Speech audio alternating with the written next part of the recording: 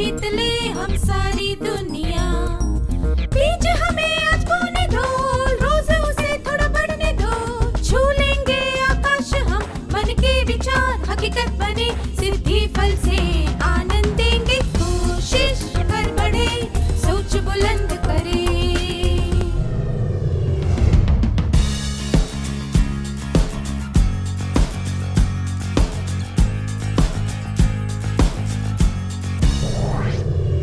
नमस्ते मित्रों, आप सबसे मिलकर खुशी हुई। अब तक हमने देखा कि टीम में काम करने का क्या अर्थ होता है और टीम के काम को असरदार बनाने के लिए क्या किया जा सकता है। अब हम टीम में काम करने के अलग अलग पहलुओं पर ध्यान देंगे। चलिए, अब हम 7-7 लोगों के समूह बनाते हैं। इसके लिए आपको अपने कद के बढ़ते हुए क्रम में एक पंक्ति बनाकर खड़े होना है। पहले 7 विद्यार्थी पहला समूह बनाएंगे, अगले 7 विद्यार्थी दूसरा समूह बनाएंगे और इस तरह से सारे समूह बनते जाएंगे। ठीक है? क्या अब हम समूह बनाएं?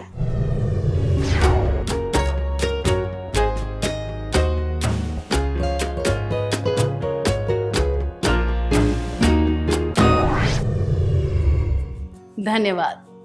तो अब आप अलग अलग टीम के सदस्य बन गए हैं। अब आपको अपनी टीम का एक नाम चुनना है। ऐसा नाम चुने जो आम तौर पर सबको पता हो या फिर सभी सदस्यों को स्वीकार्य हो। उस नाम को चुनने का एक उचित कारण भी होना चाहिए। उदाहरण के लिए, जिस टीम में सबको मोटरसाइकिल चलाना आता हो, वे अपनी टीम का नाम मोटरसाइकिल चालक रख सकते हैं। अगर एक टीम में सबको बारिश में भीगना पसंद है, तो वे अपनी टीम का नाम बारिश के दीवाने रख सकते हैं। क्या आप समझ गए? क्या अब आप अपनी अपनी टीम का एक नाम चुनेंगे?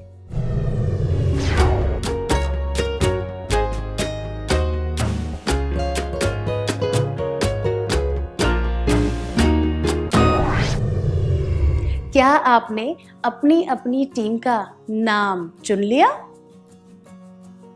जब आप एक उचित नाम चुन रहे थे, तब आप विचारों का आदान प्रदान कर रहे थे। इस प्रक्रिया में आपने एक दूसरे के बारे में बहुत कुछ जाना। दूसरे शब्दों में कहें तो जब आपने टीम का नाम चुनने का प्रयास किया, तब आप अलग अलग व्यक्तियों से एक टीम बन गए। टीम के सदस्यों के तौर पर आपको एक दूसरे के बारे में कई बातें पता चली। टीम कार्य करने में ये बातें शामिल हैं। टीम बनाना। प्रीति, कुसुम और विकास ने स्कूल स्तरीय सामूहिक नृत्य प्रतियोगिता में भाग लिया। वे अलग अलग कक्षाओं के अलग अलग विभागों से हैं। अगर उन्हें प्रतियोगिता में अच्छा प्रदर्शन करना है, तो उन्हें सबसे पहले क्या करना चाहिए? एक दूसरे के साथ जान पहचान करनी चाहिए और साथ में अभ्यास करना चाहिए। 2, एक दूसरे के साथ जान पहचान करनी चाहिए और व्यक्तिगत रूप से अभ्यास करना चाहिए। 3, एक दूसरे के साथ जान पहचान किए बिना व्यक्तिगत रूप से अभ्यास करना चाहिए।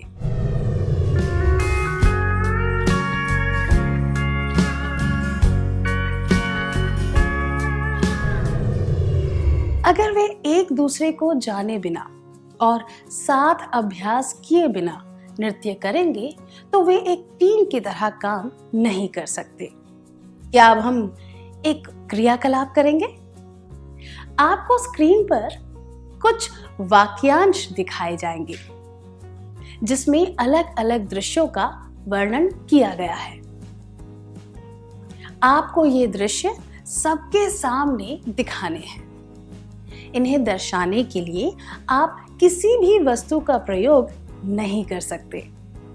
आपको केवल चेहरे के हाव भाव और शरीर की मुद्राओं द्वारा यह दिखाना है। टीम से एक व्यक्ति आगे आकर यह समझाएगा कि आपकी टीम ने वह विषय क्यों चुना। क्या आप तैयार हैं? पिंजरे से एक तोता उड़ रहा है। नदी झील में नौका विहार। एक विद्यार्थी हैंडपंप से पानी निकाल रहा है। दुकान में काम करने वाला एक सहायक। पेड़ की डाल से एक मां झूला लटका रही है। एक बूढ़ा आदमी बैलगाड़ी चला रहा है। एक किसान खेत में काम कर रहा है। एक लड़की पेड़ से आम तोड़ रही है।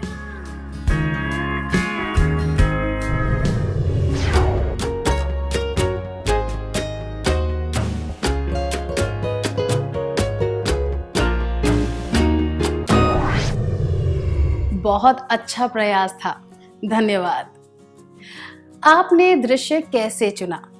क्या आपने फटाफट कोई भी दृश्य चुन लिया था, फिर उसके बारे में चर्चा की? यह एक सामूहिक निर्णय था, है ना? जब आप सब मिलकर निर्णय ले रहे थे, तब क्या हुआ? प्रत्येक सदस्य ने अपना विचार बताया। कुछ लोगों को वह दृश्य पसंद आया और कुछ को पसंद नहीं आया। आपस में थोड़ी बहस हुई। सब एक दूसरे की राय से असहमत हुए। फिर जब आपने एक दूसरे की राय को सुनकर समझा, तब आपने एक उचित विचार को स्वीकार किया। अंत में आपने यह निर्णय लिया कि बिना किसी वस्तु का प्रयोग किए कौन सा दृश्य दिखाने में आसानी होगी।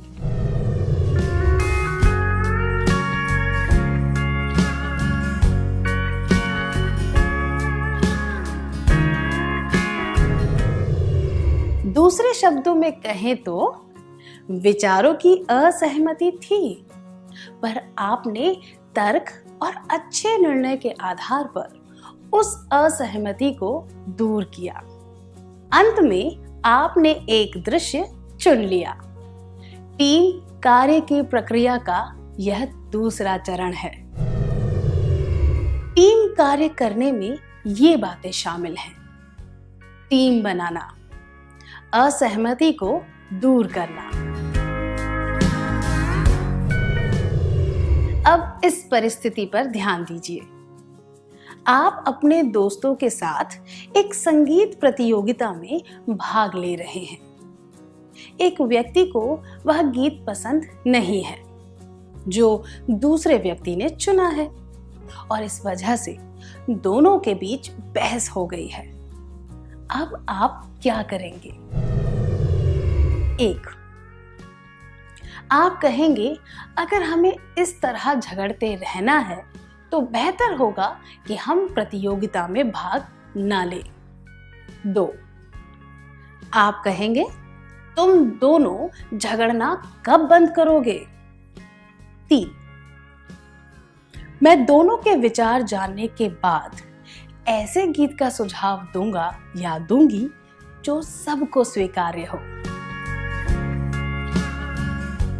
इस परिस्थिति को संभालने के लिए ये दोनों जवाब, अगर हमें इस तरह झगड़ते रहना है तो बेहतर होगा कि हम प्रतियोगिता में भाग ना लें, या तुम दोनों झगड़ना कब बंद करोगे, अनुचित है। किसी भी टीम के सदस्यों के बीच मतभेद तो होता ही है, पर ऐसी बातें करने से समस्या को हल नहीं किया जा सकता। पर दोनों तरफ की राय को सुनकर एक स्वीकार्य गीत का सुझाव देना उचित है। यह दर्शाता है कि आप परिस्थिति को समझ गए हैं और समस्या का हल ढूंढने का प्रयास कर रहे हैं।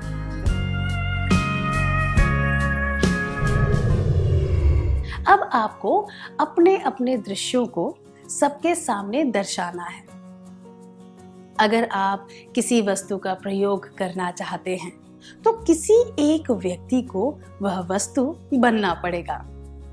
उदाहरण के लिए, एक व्यक्ति सीधे खड़े होकर अपने हाथों को फैलाकर एक पेड़ बन सकता है, ठीक है? पर पहले आपको यह तय करना होगा कि कौन सा व्यक्ति कौन सी भूमिका निभाएगा, कौन सी भूमिका किसके लिए सबसे उचित रहेगी, इत्यादि। फिर कक्षा के सामने दिखाने से पहले आपको उसका अभ्यास करना होगा। क्या हम शुरू करें?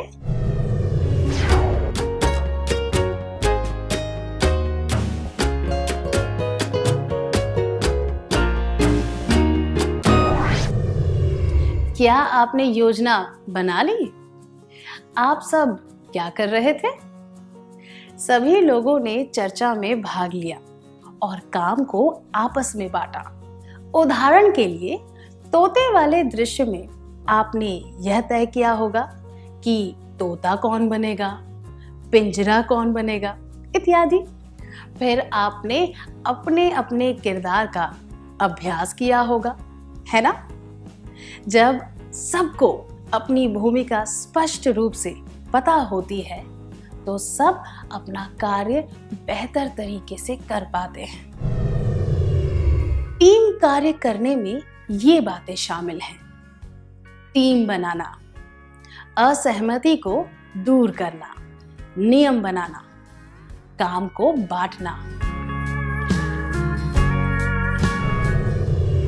अब इस परिस्थिति पर ध्यान दीजिए। मदन और उसके सहपाठी एक पार्टी की तैयारी कर रहे थे क्योंकि उनकी शिक्षिका सेवानिवृत्त होने वाली थी।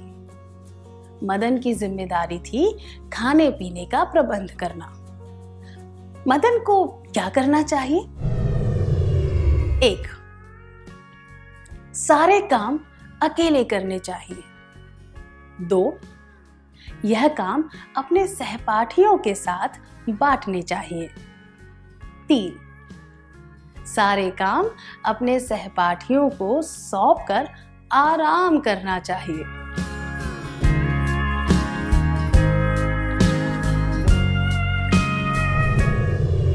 टीम में अच्छी तरह काम करने का यह अर्थ नहीं है कि आप सारे काम खुद करें या फिर सारे काम दूसरों को सौंप दें। टीम में अच्छी तरह काम करने के लिए जिम्मेदारियों को बांटकर उनके अनुसार काम करना चाहिए। मुझे यकीन है सभी टीमों ने योजना बनाकर अपने अपने दृश्य का अभ्यास कर लिया। क्या अब आप एक एक करके अपने दृश्य सबको दिखा सकते हैं? कौन सी टीम सबसे पहले आएगी?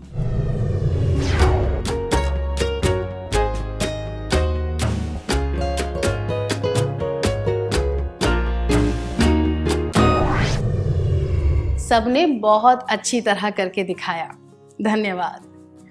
अच्छे टीम कार्य के लिए यही सब चाहिए: टीम बनाना, असहमति को दूर करना, जिम्मेदारियों को बांटना और अंत में काम को पूरा करना।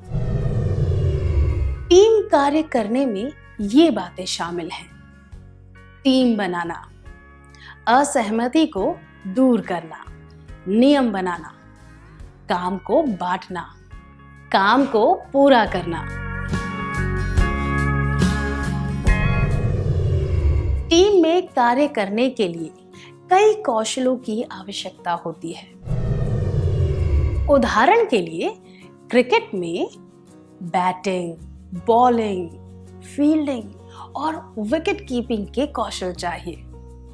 कुछ लोग इन सभी कौशलों में माहिर होते हैं और कुछ लोग केवल एक कौशल में विशेषज्ञ होते हैं। जब इन सारे कौशलों को सही ताल में और सहभागिता के साथ काम में लिया जाता है तो टीम का प्रदर्शन अच्छा होता है और उसे सफलता मिलती है। इस तरह किसी भी टीम में अलग अलग खूबियों और गुणों वाले लोग होते हैं। जब टीम के सभी सदस्यों को अपना लक्ष्य स्पष्ट रूप से पता होता है और वे पूरी लगन के साथ काम करते हैं तो टीम का कार्य असरदार हो जाता है और वह टीम सफल हो जाती है। क्या हम अब एक सीखी हुई बातों का सार संक्षेप कर लें?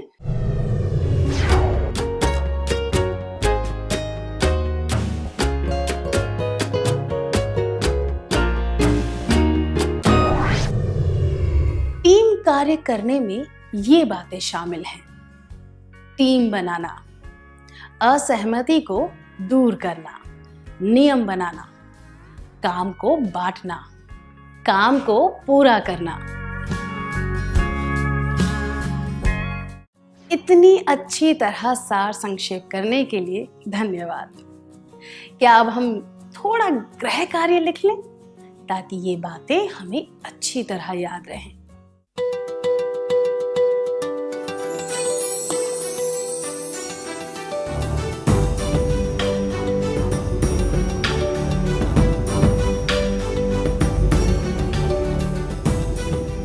प्रश्न 1।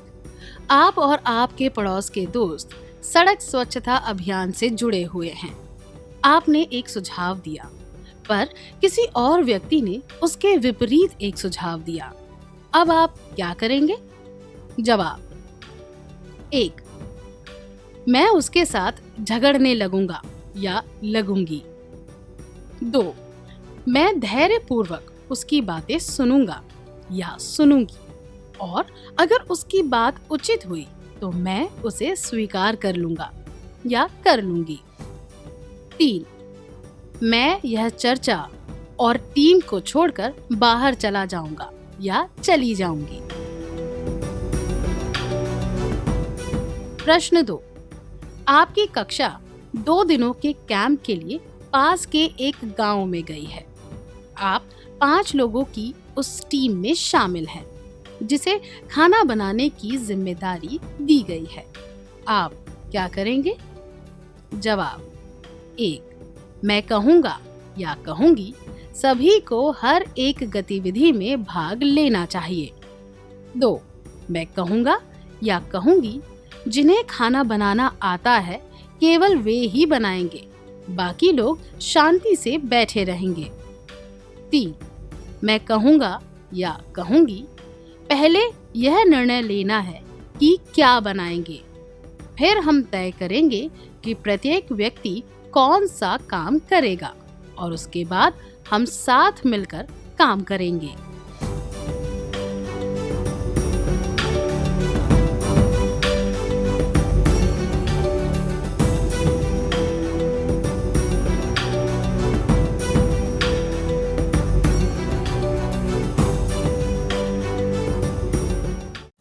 अगली क्लास में आने से पहले क्या आप यह गृह कार्य पूरा करके लाएंगे?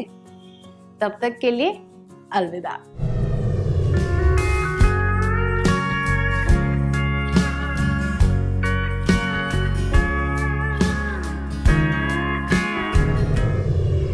नमस्ते छात्रों, क्या आपने पिछले सत्र का गृह कार्य पूरा कर लिया?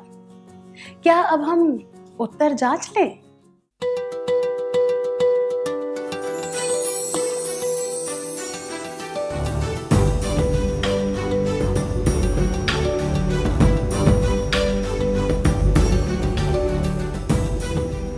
प्रश्न 1। आप और आपके पड़ोस के दोस्त सड़क स्वच्छता अभियान से जुड़े हुए हैं। आपने एक सुझाव दिया, पर किसी और व्यक्ति ने उसके विपरीत एक सुझाव दिया। अब आप क्या करेंगे? ये जवाब: मैं उसके साथ झगड़ने लगूंगा या लगूंगी और मैं यह चर्चा और टीम को छोड़कर बाहर चला जाऊंगा या चली जाऊंगी अनुचित है, क्योंकि किसी भी टीम में विचारों का मतभेद होना स्वाभाविक है, जबकि यह जवाब, मैं धैर्यपूर्वक उसकी बातें सुनूंगा या सुनूंगी और अगर उसकी बात उचित हुई तो उसे स्वीकार कर लूंगा या कर लूंगी, उचित है। यह दर्शाता है कि आप सही दृष्टिकोण रखते हुए विपरीत मत का सामना कर रहे हैं और व्यक्तिगत राय की जगह टीम के लक्ष्य पर ध्यान दे रहे हैं। आपका जवाब क्या है?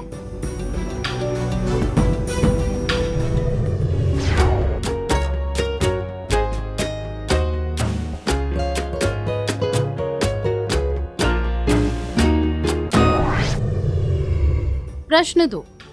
आपकी कक्षा 2 दिनों के कैंप के लिए पास के एक गांव में गई है।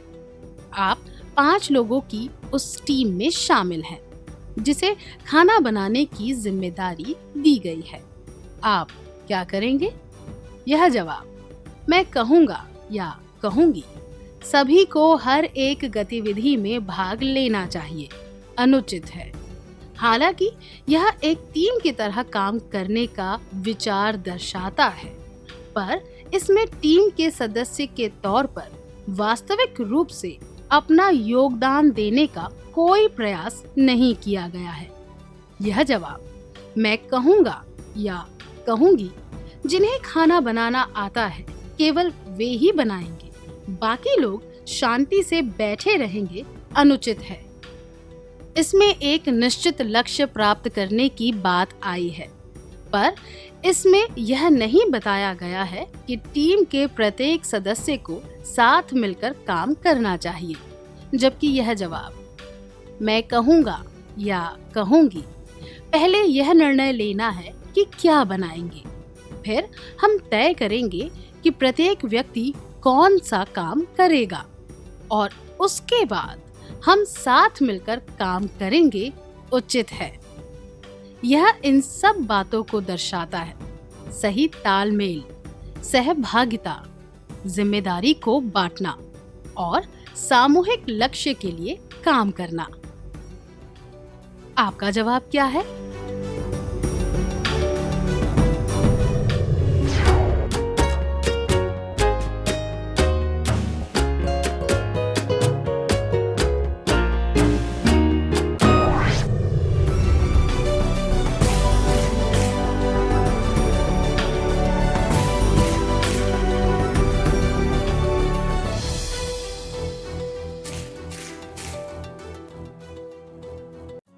जिन्होंने सभी जवाब सही दिए थे, उन्हें बधाई हो। क्या अब हम अगला सत्र शुरू करें?